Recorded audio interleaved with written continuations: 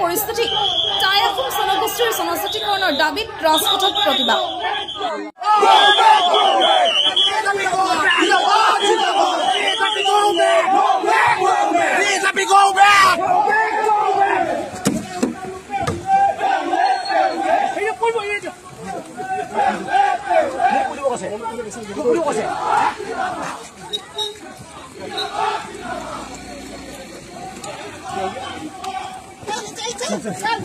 সদিয়াত বৃহস্পতিবাৰে টাই আহোম জনগোষ্ঠীৰ লোকসকলে জনজাতিকৰণৰ দাবী লৈ ৰাজপথত ওলাই আহিল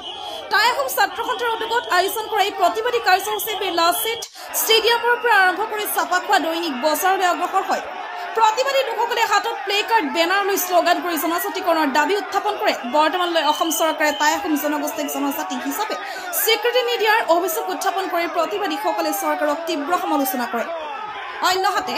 আৰক্ষীয়ে প্ৰতিবাদ নিয়ন্ত্ৰণৰ চেষ্টা কৰোঁতে পৰিস্থিতি যথেষ্ট উত্তপ্ত হৈ পৰে আৰক্ষী আৰু প্ৰতিবাদীসকলৰ মাজত হতাহতিৰ পৰিস্থিতিৰ সৃষ্টি হয়